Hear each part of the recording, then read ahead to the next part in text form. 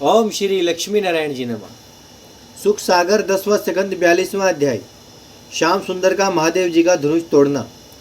सुखदेव जी ने कहा, परीक्षित, जब श्याम सुंदर सुदामा माली को वरदान देकर बाजार में गए तब क्या देखा कि कुब्जा मालिनी कटोरियों में चंदन थाली में रखे हुए चली जाती है। श्याम सुंदर ने उसे देखकर हंसी से पूछा कि तुम किसकी स्त्री, बहुत सुंदरी हो, यह चंदन कहाँ ले जाती हो, हमें दोगी? यह वचन सुनकर कुबड़ी ने विनय किया, हे मोहिनी मूर्ति, मैं कुब्जा नाम कंस की दासी हूँ, नित्य चंदन उसके लगाने के वास्ते ले जाती हूँ और वह इस सेवा से बहुत प्रसन्न होकर मेरा पालन करता है। पर तुम्हारे चरणों का ध्यान सदा अपने हृदय में रखकर आपका गुणानुवाद गाया करती थी। तो आज तुम्हारा दर्शन पाने से मेरा जन्म सफल हुआ और लोचनों का फल मिला। राजा कंस के चंदन लगाने से मेरा परलोक नहीं बनता, इसलिए मेरी यह इच्छा है कि आपकी आज्ञा पाऊँ तो अपने हाथ से आपके चंदन लगाकर कृतार्थ हो जाऊं। दोहा माखन प्रभु सो कुबरी, यही विधि कहत सुनाए, मोहन मूर्ति श्याम की मन में रही लुभाई। नंद कुमार ने कुब्जा की सच्ची भक्ति व प्रीति देखकर उससे कहा कि बहुत अच्छा। यह वचन सुनते ही कुबड़ी ने बड़े प्रेम से श्याम व बलराम के मस्तक अंग पर विधि पूर्वक चंदन लगाया। श्याम सुंदर ने प्रसन्न होकर बलराम जी से कहा कि इस सेवा के बदले कुब्जा का अंग सीधा कर देना चाहिए। ऐसा कहकर श्री कृष्ण जी ने अपना पांव कुबड़ी के पैर पर रखकर 2 उंगली उसकी ठोडी में लगाकर उसे उचका दिया तो उसका कुबड़ बैठ गया और वह सीधी व अति सुंदरी हो गई। को करी सके बखान, जाही बनाई आप हरी, भई रूप गुण खान, कुब्जा मन आनंदती।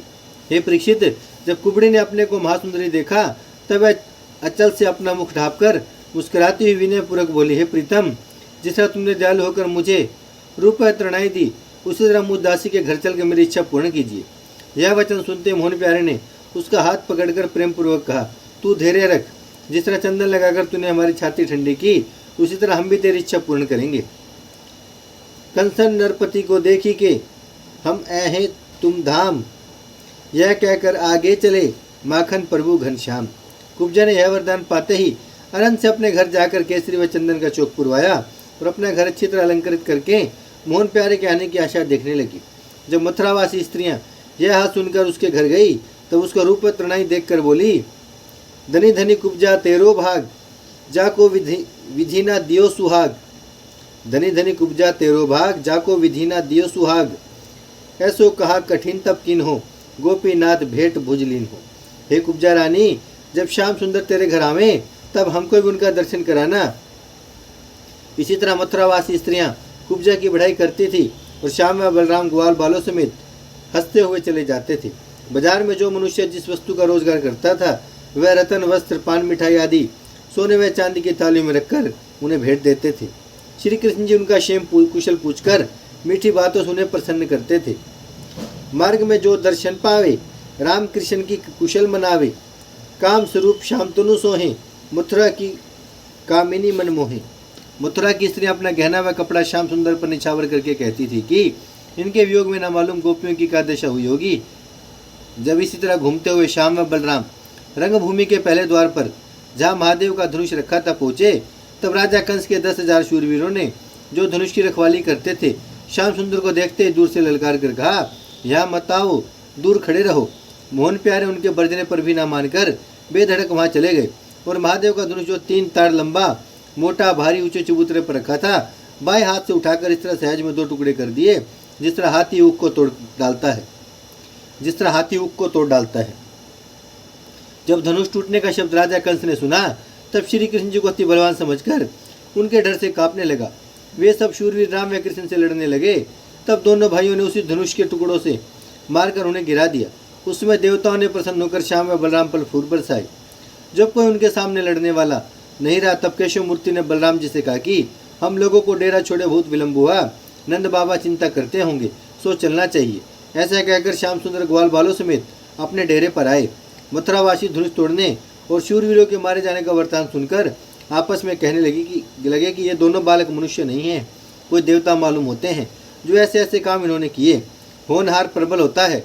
राजा कंस ने घर बैठे अपनी मृत्यु बुलाई है, इनके हाथ से वह जीता नहीं बचेगा। नंद राय ने श्याम व बलराम आदि को अच्छे अच्छे कपड़े पहने देखकर जाना कि कन्हैया ने यह सब किसी से छीन लिए हैं। ऐसा समझकर बोले, हे बेटा, तुम यहाँ भी उत्पात करते हो, यह वृंदावन हमारा गांव नहीं है जो ग्वालिनों का दही छीनकर खा जाते थे। मथुरापुरी में ऐसे उपद्रव करोगे तो अच्छा ना होगा। यह सुनकर श्याम सुंदर बोले, हे बाबा, हमने नगर में बहुत उत्सव देखा, अब भूख लगी है, भोजन दो। यह वचन सुनते नंद जी ने दूध, दही, माखन, पकवान, मिठाई आदि निकाल दिया। दोहा, विविध भांति भोजन कियो, सब ग्वालन के साथ, रेन बिताई चैन सो, माखन प्रभु ब्रजनाथ। इतनी कथा सुनाकर सुखदेव जी बोले, हे परीक्षित, जब कंस ने अपने शूरवीरों के मारे जाने का हाल सुना, तब वह मन में बहुत उदास होकर कहने लगा कि मुझे बड़े बलवान शत्रु से काम पड़ा है, अब मेरे प्राण नहीं बचेंगे। इसी सोच में राजा कंस भीतर ही भीतर जलकर इस तरह निर्बल हो गया, जिस तरह काठ गुनों के खाने से भीतर खुखला होकर ऊपर ज्यों का त्यों बना रहता है। मारे लज्जा के अपने मन का हाल किसी से न कहकर उसी चिंता में पलंग पर जाकर लेट रहा। जब करवट लेते लेते पहर रात रहे, उसकी आंख लग गई, तब उसे स्वप्न में अपना शरीर बिना सिर का देख पड़ा। चंद्रमा के 2 टुकड़े दिखलाई दिए, अपनी परछाई में छेद मालूम हुआ। सूर्य का प्रकाश झरोकों में से देख पड़ा, सोने के समान वृक्ष दिखलाई दिए। लाल फूलों का हार अपने गले में देखा, अपने को नंगे शरीर रेत में नहाते, तेलंग पर मले गधे पर चढ़े, शमशान में भूत व प्रेत के साथ मुर्दों के गले मिलते देखा। वृक्षों में अग्नि लगी हुई दिखलाई दी। यह बुरा स्वप्न देखते ही कंस घबरा कर उठ बैठा। उसे केशव मूर्ति के डर से नींद नहीं आई। इस पर भी वह प्रात समय सभा में बैठकर अपने सेवकों से बोला कि रंगभूमि में बिछोने बिछवाकर सब राजाओं को जो धनुष्य देखने आए हैं बुलाओ, और ब्रजवासी नंदादि व यदुवंशियों को बुलाकर यथा योग्य सबको बिठाओ। कुश्ती लड़ने का अखाड़ा तैयार करो, मैं भी वहां आता हूँ। दोहा, योद्धा सभी बुलाए के 300 कहें सुनाए, अब ही रचो बनाए के रंगभूमि तुम जाए। यह आज्ञा पाते उन लोगों ने रंगभूमि की रचना करके सब किसी को बुला भेजा और यथा योग्य स्थान पर उन्हें बैठा दिया। चाणूर, मुष्टिक, शल, तोशल, कूट आदि पहलवान अपने अपने चेलों समेत अखाड़े में आकर इकट्ठे हुए और घमंड से ढोल बजाकर ताल ठोकने लगे। राजा कंस भी अभिमानपूर्वक वहां आकर बहुत ऊंचे मचान पर जहाँ जड़ाऊ सिंहासन बिछा था बैठ गया। नंद उपनंद आदि राजा कंस को भेंट देकर ग्वाल बालों समेत एक मचान पर बैठे। उस समय कंस ने चाणूर व मुष्टिक आदि पहलवानों को बुलाकर कहा कि आज तुम लोग शाम में बलराम को कुश्ती लड़कर मार डालो तो हम तुम्हें बहुत सा द्रव्य देंगे। पहलवानों ने हाथ जोड़कर विनय किया, महाराज, हम लोग समर्थ्या भर धोखा न करेंगे। इतनी कथा सुनाकर सुखदेव स्वामी बोले, हे राजन, उस समय ब्रह्मा व महादेव आदि देवता बैकुंठनाथ का दर्शन करने और विजय देखने के वास्ते अपने अपने विमानों पर चढ़कर आकाश में आ पहुंचे और मथुरावासी स्त्री व पुरुष इतने वहां इकट्ठे हुए जिनकी गिनती नहीं हो सकती।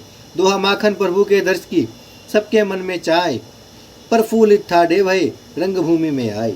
ओम श्री लक्ष्मी नारायण जी नमः। भजमन नारायण नारायण नारायण, श्रीमन नारायण नारायण नारायण, लक्ष्मी नारायण नारायण नारायण, सत्यनारायण नारायण नारायण, भजमन नारायण श्रीमन नारायण, लक्ष्मी नारायण सत्यनारायण, भजमन नारायण नारायण नारायण।